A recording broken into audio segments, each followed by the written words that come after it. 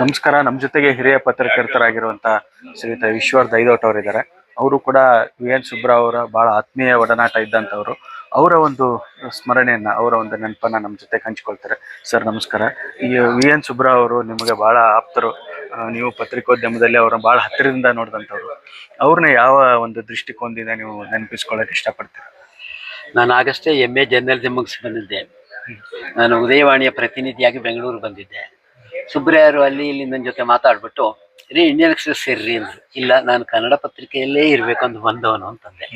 ಆದರೆ ಅವರಿಗೂ ನನಗೂ ಒಂದು ಬಾಂಧವ್ಯ ಆಯಿತು. ಅವರು ರಿಪೋರ್ಟರ್ಸ್ ಪ್ರೆಸಿಡೆಂಟ್ ಆದಾಗ ನನಗೆ ಗೊತ್ತಿಲ್ಲ, ನನ್ನ ಹೆಸರನ್ನ ಸೆಕ್ರೆಟರಿ ಅಂತ ಹಾಕ್ಬಿಟ್ಟು ನಾನು ಸೆಕ್ರೆಟರಿ ಆಗ್ಬಿಟ್ಟೆ. ಅವರು ನಾನು ಸುಮಾರು ಕಾರ್ಯಕ್ರಮಗಳನ್ನು ರಿಪೋರ್ಟರ್ಸ್ಗಳಿಂದ ಆಗ ಮಾಡಿದ್ವಿ. ಅದರಲ್ಲಿ ಕೆಲವು ಒಂದೆರಡು ವಿಧಾನಸೌಧದಲ್ಲೇ ಆಯಿತು. ಇವತ್ತು ಸ್ಪೀಕರ್ಗೆ ಅದರ ಮುದ್ರಿತ ಪ್ರತಿಯನ್ನು ಕೊಟ್ಟೆ.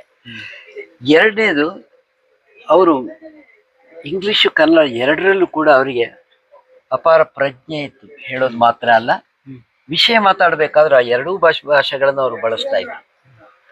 ಮತ್ತೆ ಯಾರಾದರೂ ಪ್ರತಿಭಾವಂತರಿದ್ದರೆ, ಅದು ಪತ್ರಿಕೆಗಳ ಕೆಲಸಗಳಲ್ಲಿ ಬಿದ್ದರೆ ಅವ್ರನ್ನ ಗುರುತಿಸುವ ಒಂದು ನಾಕಿತ್ತು ಅವರಿಗೆ. ಜೊತೆಗೆ ಹೊಸದಾಗಿ ಬಂದವರಿಗೆ ಯಾವ ರೀತಿಯ ಕೆಲಸ ಜವಾಬ್ದಾರಿ ನಿರ್ವಹಿಸ್ಬೋದು ಅನ್ನೋ ಕೂಡ ಲೆಕ್ಕಾಚಾರ ಮಾಡಿನೇ ಅವರು ತಮ್ಮ ತೀರ್ಮಾನ ತಗೊಳ್ತಾ ಇದ್ದಾರೆ.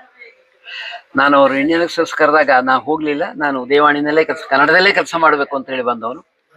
ಆದರೆ ಅವ್ರು ರಿಪೋರ್ಟರ್ಸ್ ಗಿಲ್ಡ್ ಪ್ರೆಸಿಡೆಂಟ್ ಆದಾಗ ನನ್ನನ್ನು ಸೆಕ್ರೆಟರಿಯಾಗಿ ಆಯ್ಕೆ ಮಾಡ್ಕೊಂಡ್ಬಿಟ್ರು. ಸುಮಾರು ಕಾರ್ಯಕ್ರಮಗಳನ್ನು ಮಾಡಿದ್ವಿ. ಒಂದು ವಿಧಾನಸಭೆಯಲ್ಲೇ ಆ ಕಾರ್ಯಕ್ರಮ ನಡೀತು. ಇವತ್ತು ಸ್ಪೀಕರ್ ಇದ್ದವರವರು ಅದಕ್ಕೆ ಪ್ರತಿ ನಾ ಕೊಟ್ಟೆ. ಮತ್ತೆ ಎರಡನೇದು, ಅವರು ಸುದ್ದಿ ಸೃಷ್ಟಿ ಮಾಡುವುದಲ್ಲ, ಅದನ್ನ ಬರವಣಿಗೆ ಮಾಡುವುದಲ್ಲ, ಅದನ್ನ ಸೂಕ್ಷ್ಮಜ್ಞತೆಯನ್ನ ತಿಳುವಳಿಕೆ ಮಾಡುವಷ್ಟು, ಅದು ಎದುರು ಬದುರು ಕೂತ್ಕೊಂಡಿರ್ಬೋದು, ಅಥವಾ ಯಾವ್ದಾದ್ರು ಸಭೆ ಸಮಾರಂಭಗಳಲ್ಲಿರ್ಬೋದು, ಇಲ್ಲ ಪತ್ರಿಕೆಯಲ್ಲಿ ಅದನ್ನ ಹೇಳಿಕೊಡುವಂತಹ ಒಂದು ನಾಕಿತ್ತವರಿಗೆ. ಎಷ್ಟೋ ಬಾರಿ ಆಗಲ್ಲ, ಇಲ್ಲಿ ನಮ್ಮ ಮುಖ್ಯಮಂತ್ರಿಗಳಿದ್ದಾಗ ಅವರು ಒಂದು 5-6 ಮಂದಿ ಸೇರಿದಾಗ ಜೊತೆಯಲ್ಲಿ ನಮ್ಮಂತ ಹೊಸಬರನ್ನು ಕರ್ಕೊಂಡೋಗಿ ಹೀಗೆ ಮಾತಾಡೋದಿಕ್ಕೆ, ಮತ್ತೆ ಅವ್ರು ಹೇಗೆ ಅವರ ಜೊತೆ ಮಾತಾಡೋದು ಹೇಗೆ, ಉತ್ತರಗಳನ್ನು ಕೇಳೋದು ಹೇಗೆ, ಇದೆಲ್ಲವನ್ನು ಹೇಳ್ಕೊಡ್ತಾ ಇದ್ರು. ಅದು ಅವರ ಜೊತೆ ಕೆಲಸ ಮಾಡುವ ಪತ್ರಿಕೆಯವರಿಗೆ ಮಾತ್ರ ಸೀಮಿತ ಆಗಿರ್ಲಿಲ್ಲ. ನಾನು ಅವರ ಪತ್ರಿಕೆಯಲ್ಲಿ ಕೆಲಸ ಮಾಡಲಿಲ್ಲ. ನನ್ನ ರಿಪೋರ್ಟ್ಗಳ ಸೆಕ್ರೆಟರಿ ಅವರಾಗಿ ಒತ್ತಾಯ ಮಾಡಿದ್ರು. ಬಹುಶಃ 10-15 ವರ್ಷ ಅವರ ಜೊತೆ ಅನೇಕ ಕಾರ್ಯಕ್ರಮಗಳನ್ನು ಮಾಡುವಂತಹ ಒಂದು ಅವಕಾಶ ನನಗೆ ಸಿಕ್ಕಿತ್ತು. ಎಲ್ಲೇ ಹೋದರೂ ಕೂಡ ಚುನಾವಣಾ ಸಂದರ್ಭದಲ್ಲಿ ನಾನು ಇದ್ದಾಗ, ಉದಯವಾಣಿನಲ್ಲಿದ್ದಾಗ ಅವ್ರ ಜೊತೆ ಸ್ವತಂತ್ರವಾಗಿ ಅವರಿದ್ರು. ಅವರು ನಾನು ಶೇಷಣ್ಣವರಲ್ಲಿ ಸೇರ್ಕೊಂಡು ಇಡೀ ಕರ್ನಾಟಕವನ್ನ ಆಗ ಸುತ್ತಾಡಿದ್ವಿ ಒಂದು ಕಾರ್ನಲ್ಲಿ ಹೋಗ್ಬಿಟ್ಟು. ಅವರ ಬರವಣಿಗೆ ಅವ್ರದಿತ್ತು, ಶೇಷಣ್ಣ ಅವರ ಬರವಣಿಗೆ ಅವ್ರದಿತ್ತು, ನನ್ನ ಬರವಣಿಗೆ. ಇವತ್ತಿನ ಕಾರ್ಯಕ್ರಮದಲ್ಲಿ ಅದೇ ಪುಸ್ತಕವನ್ನ ಅಕಾಡೆಮಿ ಅಧ್ಯಕ್ಷರಾಗಿದ್ರು, ಮಾಧ್ಯಮ ಅಕಾಡೆಮಿ ಅಕಾಡೆಮಿ ಅಧ್ಯಕ್ಷರಾಗಿದ್ದಾಗ ಹೇಗಿತ್ತು? ಅವರು ಸದಾ ಉತ್ಸಾಹಿ. ಏನೇನು ಕಾರ್ಯಕ್ರಮ ಮಾಡಬೇಕು ಅನ್ನೋದನ್ನು ಬಹುಶಃ ಹಿಂದಿನ ದಿವಸ ಕನಸು ಕಾಣುತ್ತಾ ಅಥವಾ ಅವರೇ ಆಲೋಚನೆ ಮಾಡ್ತಾ ನನಗೆ ಗೊತ್ತಿಲ್ಲ. ಮಾರನೇ ಬೆಳಿಗ್ಗೆ ಎದ್ದಿದ್ದಾಗ ಅದನ್ನ ನಾವು ಮಾಡಲೇಬೇಕು ಅಂತ ತೀರ್ಮಾನ ಮಾಡೋರು. ಯಾರ್ಯಾರನ್ನ ಮಾಡ್ಬೇಕೆಲ್ಲ ವಿಮರ್ಶೆ ಮಾಡೋರು. ರಿಪೋರ್ಟರ್ಸ್ ಗಿಲ್ಡಲ್ಲಿ ನಾನು ಅವ್ರು ಕೂತು ಮಾತಾಡ್ತಿದ್ವಿ. ಎಷ್ಟೋ ಕಾರ್ಯಕ್ರಮಗಳನ್ನ ಯಾರು ಮಾಡ್ಬೋದು, ಅವ್ರು ಯಾಕೆ ಇವರು ಅಂತ ಚರ್ಚೆ ಮಾಡ್ತಾ ಇದ್ರು ನನ್ನ ಜೊತೆ. ಹಾಗಾಗಿ ಅವ್ರ ಜೊತೆ ನಾನು ಅವರ ಪತ್ರಿಕೆಯಲ್ಲಿ ಕೆಲಸ ಮಾಡದೇ ಇದ್ರು ನನಗೊಂದು ಸಂಭ್ರಮ ಆಯಿತು. ಇಂಡಿಯನ್ ಎಕ್ಸ್‌ಪ್ರೆಸ್ಸಿನ ಚೀಫ್ ರಿಪೋರ್ಟರ್, ಅದೇ ಆ ಸಂಸ್ಥೆಯಲ್ಲಿ ನಾನು ಕೂಡ ಇದ್ದೇನೆ ಅಂತೇಳಿ. ಮತ್ತೆ ಟೂರ್ ಹೋಗ್ಬೇಕಾದ್ರೆ ಅವರಿಗೆ ಇಲ್ಲೆಲ್ಲ ಇದ್ರೆ ಅವ್ರಿಗೆ ಒಂಥರ ಯಾಕೆ ಅಂತ. ಆದ್ರೆ ಊರ್ ಸುತ್ತೋದ್ರಲ್ಲೂ ಪ್ರಚಂಡ ಅನುಭವ ಇತ್ತು. ಯಾರ ಜೊತೆಯಲ್ಲಿದ್ರು ಎಲ್ಲ ಆಯ್ತು. ರಾತ್ರಿ 8 ಗಂಟೆಗೆ ರೀ ಇಲ್ಲ ಅವರು ಮಿನಿಸ್ಟ್ರಿ ಇದಾರಲ್ಲ, ಅವ್ರಿಗೆ ಹೋಗಿ ಮಾತಾಡಿಸಿ ಹೋಗೋಣ ಅನ್ನೋ ಉತ್ಸಾಹ ಅವರಲ್ಲಿ ಆ ವಯಸ್ಸಿನಲ್ಲಿ ಕೂಡ ಇತ್ತು. ಅದು ಹೊಸಬರಿಗೆ ಬಹಳ ಒಂದು ಚೂಟ್ ಅಂತಾರೆ ನಮ್ಮಲ್ಲಿ. ನಾವು ಹೇಗೆ ಮಾಡಬಾರ್ದು ಅನ್ನೋ ಒಂದು ಎಚ್ಚರಿಕೆ ಅಥವಾ ಒಂದು ಸೂಕ್ಷ್ಮಜ್ಞತೆಯನ್ನು ಅದು ಕೊಡ್ತಾ ಇತ್ತು. ಅದ್ರ ಜೊತೆಗೆ ಅವರು ಒಳ್ಳೆ ಸಂಪರ್ಕ, ದೊಡ್ಡ ವ್ಯಕ್ತಿಗಳ ಸಂಪರ್ಕ ಇದ್ರು ಕೂಡ ಬಹಳ ಹಂಬಲ್ ಆಗಿರ್ತಾ ಇದ್ರು. ಅವ್ರಿಗೆ ಚೀಫ್ ಮಿನಿಸ್ಟರ್ ಜೊತೆಗೆ ಡೈರೆಕ್ಟ್ ಕಾಂಟ್ಯಾಕ್ಟ್ ಇರ್ತಿತ್ತು. ಬಹಳಷ್ಟು ಜನ ಮುಖ್ಯಮಂತ್ರಿಗಳು, ಮಂತ್ರಿಗಳಿಗೆ ಅಷ್ಟಿದ್ರು ಕೂಡ ಬಹಳ ಡೌನ್ ಟು ಅರ್ತ್ ಆಗಿರ್ತಾ ಇದ್ರು. ಸಾಮಾನ್ಯ ಜನರ ಜೊತೆ ಬೆರೀತಾ ಇದ್ರು, ಹೊಸ ಪತ್ರಕರ್ತರ ಜೊತೆ ಬೆರೀತಾ ಇದ್ರು, ಮಾರ್ಗದರ್ಶನ ಮಾಡ್ತಾ ಇದ್ರು. ಈ ಎಲ್ಲವನ್ನು ಮ್ಯಾನೇಜ್ ಮಾಡುವಂತ ಒಂದು ವಿಶಿಷ್ಟವಾದ ಗುಣ, ಅದನ್ನ ತಾವು ಹೇಗೆ ನೋಡ್ತೀರಾ?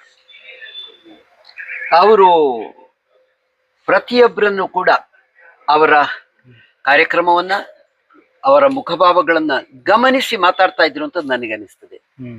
ಅದು ವಿಧಾನಸಭೆಯಲ್ಲಿ ಬರೀ ಕ್ಯಾಬಿನೆಟ್ ಮಿನಿಸ್ಟರ್ಸ್ ಅಲ್ಲ, ಹೊಸದಾಗಿ ಬಂದಿರುವಂತಹ MLA MLC ಗಳನ್ನ ಕೂಡ ಮಾತನಾಡೋದಕ್ಕೊಂದು ಅವರಿಗೊಂದು ಚಾಕಚಕ್ಯತೆ ಇತ್ತು. ನರಸಿಂಹಯ್ಯ ಬೆಂಗಳೂರಿನಲ್ಲಿ ಇದಾಗಿದ್ದು ಇಡೀ ವಿದ್ಯಾಸಂಸ್ಥೆಯನ್ನು ಅವರು ಕೂಡ ಅಲ್ಲಿ ಬಂದಿದ್ದಾಗ ಅವ್ರ ಜೊತೆ ಕೂತು ಮಾತಾಡುವಷ್ಟು ಆ ಒಂದು ಕುತೂಹಲ ಇತ್ತು. ಮತ್ತೆ ಎರಡನೇದು, ಹೊಸಬರು ಯಾರೇ ಬಂದ್ರು ಕೂಡ ಅವ್ರನ್ನ ಇವರು ಈ ಉದ್ಯಮಕ್ಕೆ ಅಂದ್ರೆ ಪತ್ರಿಕೋದ್ಯಮಕ್ಕೆ ಲಾಯಕ್ ಅಂತೇಳಿ ತೀರ್ಮಾನ ಮಾಡ್ತಾ ಇದ್ರು. I think 90% he used to be a success there. Sir, ಈಗ ನಮ್ಮ ಮಾಧ್ಯಮ ಸಂಸ್ಥೆಗಳು, ನಮ್ಮ ಪ್ರೆಸ್ ಕ್ಲಬ್ ಆಫ್ ಬೆಂಗಳೂರು ಇರ್ಬೋದು, ರಿಪೋರ್ಟರ್ಸ್ ಗಿಲ್ಡ್ ಇರ್ಬೋದು, ಅಥವಾ KWC ಇರ್ಬೋದು, ಅನೇಕ ಸಂಸ್ಥೆಗಳಿದೆ ಮಾಧ್ಯಮ ಅಕಾಡೆಮಿಗೆ. VN ಸುಬ್ಬರಾವ್ ಅವ್ರನ್ನ ಯಾವ ರೀತಿ ನಾವು ನೆನಪಿಸ್ಕೊಳ್ಬೇಕು, ಅವ್ರಿಗೆ ಯಾವ ರೀತಿ ಟ್ರಿಬ್ಯೂಟ್ ಅನ್ನ ಕೊಡ್ಬಹುದು ಅಂತ ಅನ್ಸುತ್ತೆ ಮುಂದಿನ ದಿನಗಳಲ್ಲಿ? ನನಗೆ ಅನಿಸ್ತದೆ, ಅವರ ಜೀವನ ಚರಿತ್ರೆ ಅಂತ ನಾನು ಹೇಳೋದಿಲ್ಲ, ಅವರ ಬರವಣಿಗೆ ಚರಿತ್ರೆಯನ್ನ ಒಂದು ಪುಸ್ತಕ ಸ್ವರೂಪದಲ್ಲಿ ಮತ್ತೆ ಒಂದು ಫಿಲ್ಮ್ ಅಂದ್ರೆ ಅದು ಏನು ಥಿಯೇಟರ್ ಚಿತ್ರವಾಗಿ, ಮೂವಿಂಗ್ ಚಿತ್ರವಾಗಿ ಮಾಡಿಕೊಟ್ರೆ ಬಹುಶಃ ಪತ್ರಿಕೋದ್ಯಮದಲ್ಲಿ ಆಸೆ ಇಟ್ಟುಕೊಂಡು ಬಂದವರು ಮತ್ತೆ ನಾವು ಮುಂದಕ್ಕೆ ಏನ್ ಮಾಡ್ಬೋದು ಅಂತೇಳಿ ಅದು ಪುಸ್ತಕಕ್ಕೆ ಸೀಮಿತ ಆಗಿರ್ಬೇಕಾಗಿಲ್ಲ. ಅವರ ಅನುಭವದ ಹಿನ್ನೆಲೆಯಲ್ಲಿ ಅವ್ರಿಗೊಂದು ಪಾಠ ಆಗ್ಬೋದು, ಅವರ ಇಡೀ ನೋಡಿಕೊಳ್ಳುವ ದೃಷ್ಟಿಯನ್ನೇ ಬದಲು ಮಾಡಿಸ್ಬೋದು ಅಂತ ನನಗೆ ಕಾಣುತ್ತೆ. ಥ್ಯಾಂಕ್ ಯು ಸರ್, ಧನ್ಯವಾದಗಳು. ಮತ್ತೆ ಅವ್ರು ಹೇಳ್ಬೇಕು, ಅವರಿಗೆ ಇಂಗ್ಲಿಷು ಅವರ ಪತ್ರಿಕೆ ಆಗಿದ್ರು ಕೂಡ ಕನ್ನಡದಲ್ಲಿ ಸಲೀಸಾಗಿ ಮಾತಾಡೋರು, ಇನ್ನೂ ಕೆಲವು ಭಾಷೆಗಳು ಅವ್ರಿಗೆ ಬರ್ತಾ ಇತ್ತು. ಆಮೇಲೆ ಸೈನ್ಸ್ ಕರ್ನಾಟಕದಲ್ಲಿ ಕಾಲಂ ಕೂಡ ತುಂಬಾ ವರ್ಷ ಬಹಳ ವರ್ಷ ಸೈನ್ಸ್ ಎಡಿಟರ್ ಆದ್ರು. ಇಂಡಿಯನ್ ಎಕ್ಸ್‌ಪ್ರೆಸ್ ಅಲ್ಲಿ ಶುರು ಮಾಡಿದ್ದು. ಹೌದು, ಅವರು ಸೈನ್ಸ್ ಕರ್ನಾಟಕದಲ್ಲಿ ಇದ್ದಾಗ ನನ್ನನ್ನು ಅಲ್ಲಿಗೆ ತಗೊಂಡಿದ್ರು ಕೆಲಸಕ್ಕೆ. Thank you sir, thank you. ಇದು ಶ್ರೀಯುತ ಈಶ್ವರ್ ದೈದಟ್ ಅವರ ಮಾತು. VN ಸುಬ್ಬರಾವ್ ಅವರ ಕುರಿತಂತೆ ಒಂದು ಪುಸ್ತಕ ಬರಬೇಕು, ಅದ್ರ ಜೊತೆಗೆ ಒಂದು ಡಾಕ್ಯುಮೆಂಟರಿ ಕೂಡ ಆದ್ರೆ ಮುಂದಿನ ಪತ್ರಿಕೋದ್ಯಮಕ್ಕೆ ಬರುವಂತವ್ರಿಗೆ ಅದೊಂದು ದಾರಿದೀಪ ಆಗತ್ತೆ ಅನ್ನುವಂತ ಮಾತನ್ನು ಹೇಳಿದ್ದಾರೆ.